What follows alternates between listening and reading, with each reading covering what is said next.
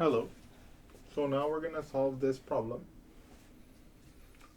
Okay, let's read this together. Suppose that you are told that a pen contains horses, cows, and sloths. And suppose, moreover, that there are a total of 24 animals. I'm sorry about that. With a total of 200 nails. And there are as many cows as there are horses and sloths combined. Suppose further that a horse has 1 nail per foot, that a sloth has 3 nails per foot, and that a cow has 2 nails per foot. How many cows, sloths, and horses are there? Okay, so whenever you see a problem like this, it's always helpful to read it a couple of times before you try to solve it. And I encourage you to do so. And if you want to try and set up the system that we're going to need to solve it, you can also do that while you're paused. But I'm going to begin to solve it as an example here, and so let's begin. So the first thing that I want us to do is I want us to give variable names and an explicit description to each of those variable names from the get-go. Okay. So we're going to let C be the number of cows. We're going to let S be the number of sloths. And we're going to let H be the number of horses. Okay. Okay. Number 1. Number 2, we're going to start interpreting situations in the problem in such a manner that it will allow us to solve this problem. Okay. So for example, we have 24 total animals, okay, in this pen. So we must have that the number of cows plus the number of sloths plus the number of horses must add up to 24. And so let me write that here. Cows plus sloths plus horses is equal to 24. That one I think is quite clear, right? Basically, this represents the number of animals. Okay. Now, they also tell us that there are a total of 200 nails in this pen. Aha. This is where it gets a little trickier, so I want you guys to stick with me here. Let's think about cows first. A cow has 4 legs, right? And each leg has 2 toes, so 2 nails. So 2 times 4 is 8 nails per cow. So 8. So for as far as cows are concerned, I have 8 times the number of cow nails due to cows. Plus, okay.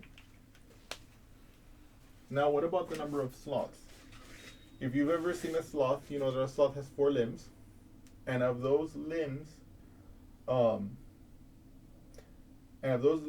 each sloth foot has 3 toes, for a total of 4 times 3, or 12. Okay. So for each sloth, there will be an addition of 12 toes.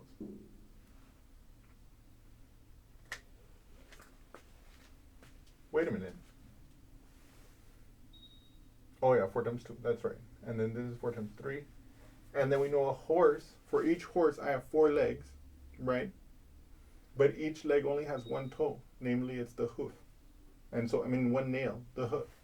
So it'll be plus 4 nails for every horse, okay? And so this is the number of nails that are associated with a pen containing C cows, S sloths, and H horses. But in our case, in our pen, there are 200 total nails, so that has to add up to 200, okay? And now, finally, is there anything else we can do here? By the way, I want to mention something here. We know that there are 3 unknowns here: the number of cows, the number of sloths, the number of horses. The only way for a system of linear equations to have a unique solution, among other considerations, is that there be 3 equations. To be technical, you have to have 3 linearly independent equations. But that we're not going to discuss that language further. But so basically here, since we have 2 equations and 3 unknowns, to get a unique answer, we would need to attach 1 more equation. And if you look at that here, we have there are as many cows as there are horses and sloths combined. Aha. That is the final piece in the puzzle we need to make our third equation to find out how many horses, cows, and sloths there are in this pen. Okay. So I know that horses and sloths combined is this. H plus S would represent the number of horses and sloths combined.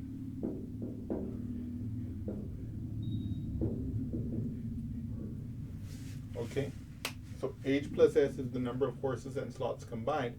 And so if we have, there are as many cows as there are horses and sloths combined, we know that we can write C equals H plus S. Okay? Okay. This then becomes our system of equations. This is the translation of this word problem, which from the get-go basically, looks intractable. Well, as far as it's not intractable. Obviously, for any one of you, you guys could do what is known as exhaustive search, where basically, let me just briefly walk you through what you would do. You would basically make a table, and this is what you could do with a computer, of course. This is not the way you would do it with a computer, of course, but this is one thing you could do. You could make a column that represents horses, cows, and sloths, and then you could make, in this column, you could make the function that corresponds to the number of nails, 8C. In fact, that's what you could do in a spreadsheet, right? Plus 12S plus 4H. And then you could see, let me see here. And then, of course, you could have another column here. Let me see if that stuff is, yes. And this column would be H plus C plus S, because that would be the number of animals. And then finally, you could have a column at the end which tests, or which basically tests whether this is satisfied. Okay, so let me write that in here. C equals H plus S. And then what you would tell the computer to do is, you would tell the computer to, first of all, you know that your search space, if you're going to do it like this, is limited, because you know that since there's only 24 animals in the pen, you just have to go through all the possibilities, whereas C goes from 0 to 24, where S goes from 0 to 24, and where H goes from 0 to 24. Those are the only possibilities. And so then what you would start doing, what you would tell the computer to do is to basically start populating this 0, 0, 0. When you add 8 times 0 plus 12 times 0 plus 4 times 0, you would get 0. When you have H plus C plus S, where they're all 0, that's 0. Does C equals H plus S? Yes. Okay, so that one still works, right? But this does not match the criteria of the 200, and this does not match the criteria of the 24. So then we would move on. And you can see what would happen here. And eventually, somewhere down here in this list, you would get the row that corresponds to the solution of our problem, right? So it's not that a problem like this is intractable, of course. This is a very, as you're going to see, using systems of equations, this is a very straightforward problem. But I just wanted to give you an idea of how, yes, if you didn't have the systems of linear equations techniques and you had to go brute force, this would be the brute force technique. Okay? Okay.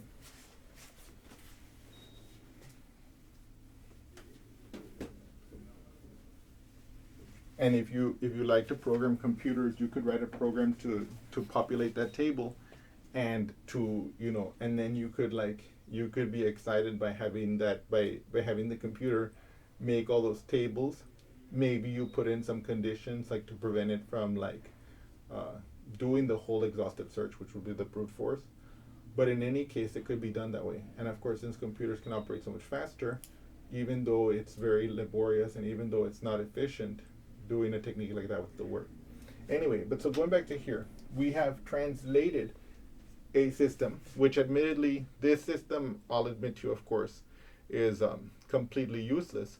But you can see how you can translate this word problem into a system of linear equations, which we are now going to solve using Gaussian elimination. And of course, the reason why I'm talking about Gaussian elimination and linear systems in general is that linear systems in general are extremely useful. And so even though this particular example is completely not useful and completely like ridiculous, I still think, well, it gives us a nice opportunity to do linear system. Okay. Now let's begin with the solution. So here we have the rules for Gauss elimination again.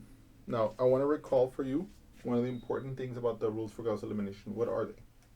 They are a set of rules that allows us to take a system of linear equations from one form to another without changing the solution of the system. That is to say, if we follow these rules, we can transform one system into an equivalent system.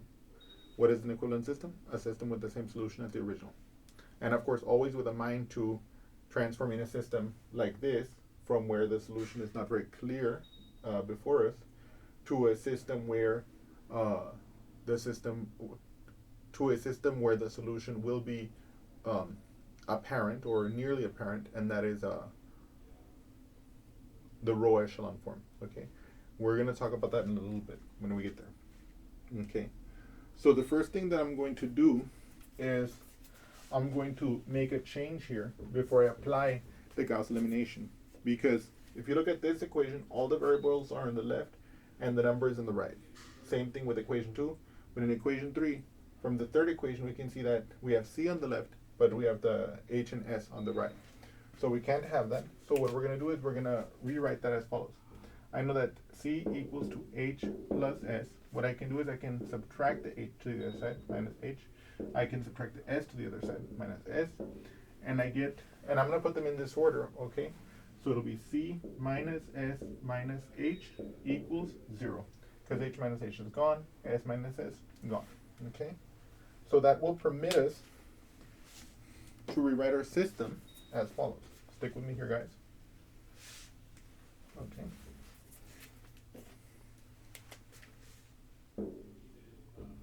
I'm going to copy my first equation, C plus S plus H equals 24. I'm going to copy my second system, 8C plus 12S plus 4H equals 200.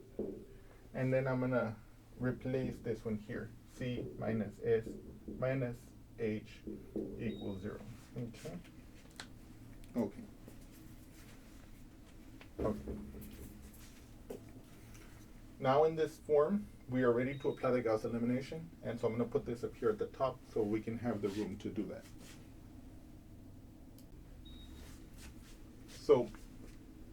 So the first thing we want to do is we want to look at this a little bit to try and get an idea of what could be possible things we could do. If you notice here, this first equation has a plus S. The second equation has a minus S. This first equation has a plus H. The second equation has a minus H.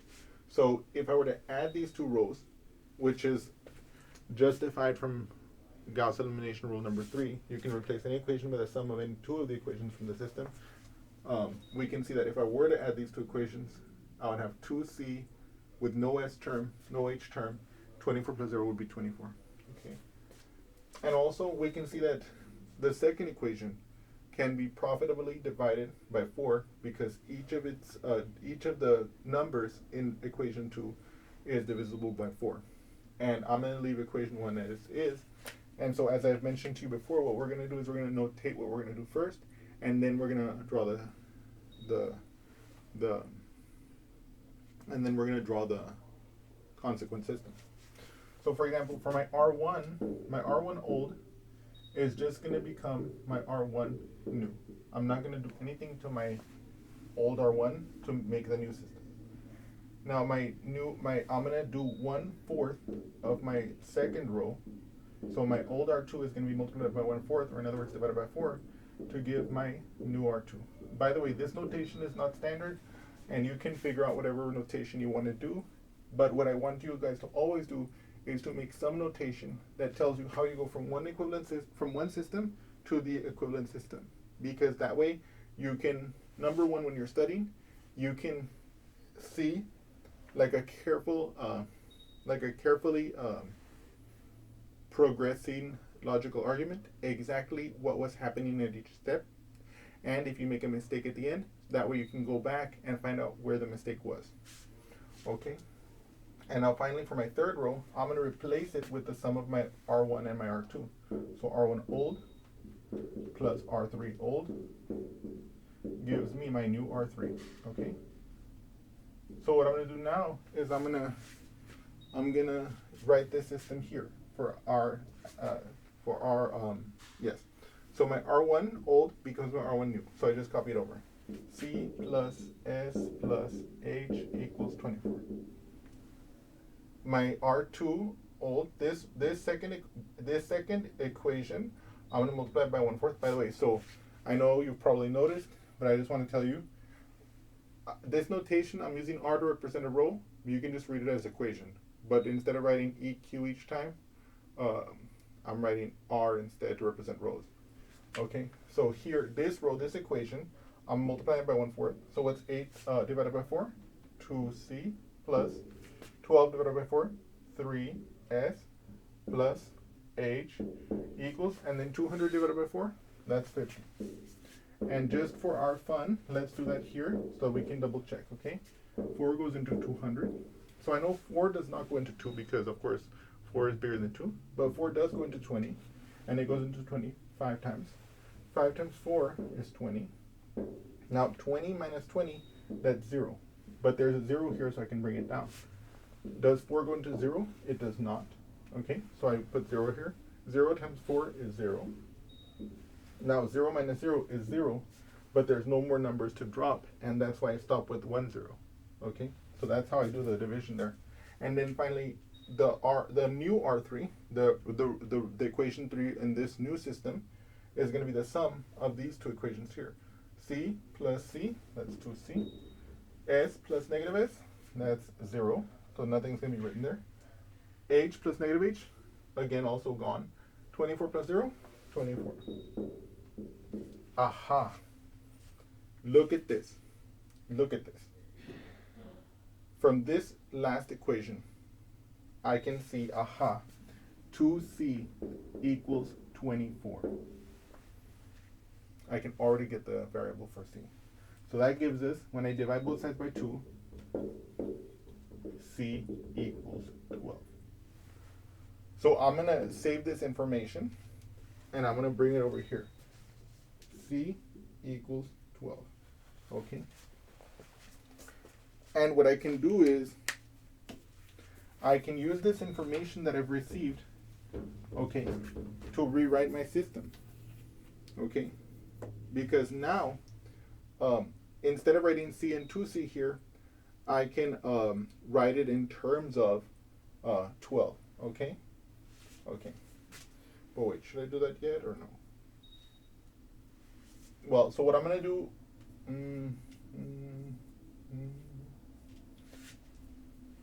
So before I do that, I'm going to make a little change here. What I'm going to do is, I'm going to multiply this row by -1. Oh, wait. Stand by, please. Okay. Okay, so basically the reason why I'm pausing here is I want to figure out which thing I want to show you first, or which thing I want to show you. Because from right here, what I could do is I could just plug in 12, and I could make this first equation and second equation not have 12 anymore. And then I would be left with this 2x2 system.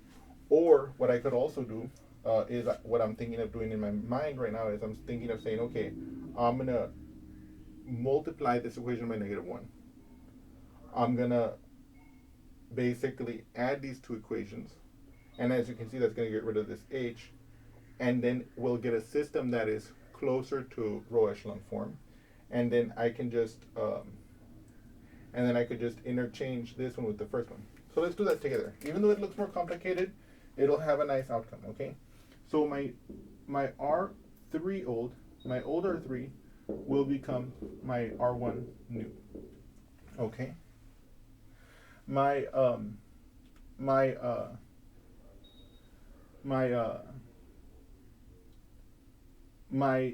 I'm gonna move this one to the bottom. So my my R2 old, I'm gonna make it the bottom one, so that'll be my R3 new. And my R1 old, I'm going to make that one, I'm going to multiply that one by -1, and I'm going to make it my new R2, okay? I know this is kind of a jumbling, but bear with me, guys. It'll bear fruit. So my R3 old will be my R1 new, and in fact, before I do that, I'm also going to multiply it by 1/2. So 1/2 of this one will be my new R1. So that'll be C equals 12. Because if I multiply this one by 1/2, 1/2 of 2 is 1, so it'll be just 1C, and 1/2 of 24 is 12. My R2 old, so this one is going to be my R3 new, so I'm just going to bring it to the bottom. So 2C plus 3S plus H equals 50. And then I'm going to do negative times the R1, so negative times this one will be my new R2. So that'll be -C minus S minus H equals -24. Okay? And now, what I'm going to do in my next step is I'm going to replace equation 2 with the sum of these two equations. Okay? And you'll see why that is in a moment. Okay? So let me see, do I have enough room there? Yeah, let me put that here. Fortunately, we have enough room to actually squeeze that in here. So what I'm going to do is I'm going to put a little barrier like this. Okay? And I'm going to say, okay, so here my R1 is going to be unchanged. I'm going to replace my R2 old, which is the R2 from here, plus my R3 old. That will be my new R2. And then my R3, I'm just going to leave it.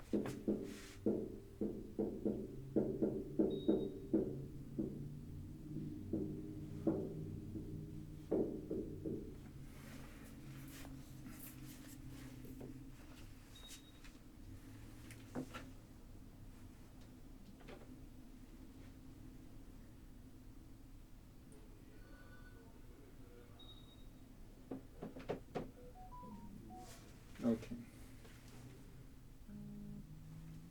Okay. Sorry about that. So my R1 just stays the way it does. So I'm going to bring that over here. So C equals 12. My R2 and my R3, the sum of those from here will become my new R2. So 2C plus -C, that's just C. 3S plus -S, that's going to be plus 2S. And then H plus -H, or -H plus H, that's 0, boop, gone. And then 50 plus -24, aha, 26.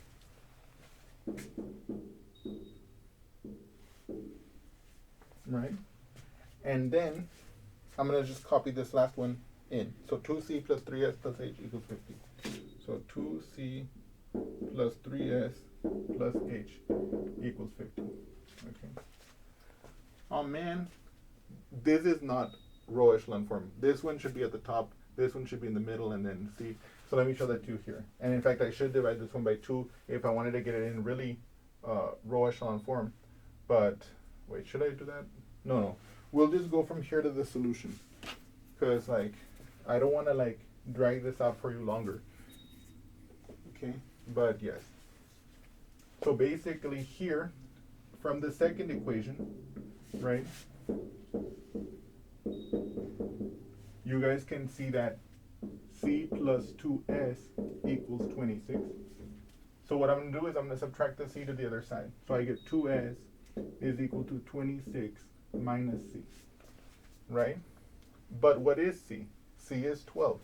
So 2S is equal to 26 minus 12. Now, you can do 26 minus 12. Let's do that here. 26 minus 12. 6 minus 2 is 4. 2 minus 1 is 1. You can see that that's 14, right? So let's do that over here. Okay. So that's 14. So 2S is equal to 14. Then what we can do is we can divide both sides by 2. So divide by 2, and I get S equals to 7. Okay, let me notate that here. S equals to 7.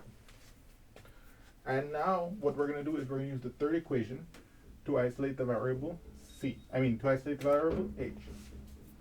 So let me write that here. 2C plus 3S plus H equals 50. Now, what I'm going to do is I'm going to subtract the 2C to the other side, minus 2C, minus 2C. I'm going to subtract the 3S to the other side, minus 3S, minus 3S, and I get H equals 50 minus 2C minus 3S. Okay? Now I can plug in for the variables because I know what S is and I know what C is. So H is equal to 50 minus 2 times C, which is 2 times 12. Whoops. Minus 3 times S, which is 7, like this. Okay. So then this becomes H equals 50 minus 2 times 12 is 24. Minus 3 times 7, that's 21, right? So then H equals 50 minus 24, that's 26. So it'll be 26 minus 21. And then finally, what is 26 minus 21? That's 5. So H equals 5. And so now finally, we are able to state what the solution to the system is. So we can see that there are 12 cows, 7 sloths, and 5 horses in the pen. I hope you all have enjoyed that example, and I'll see you again soon. Thank you so much.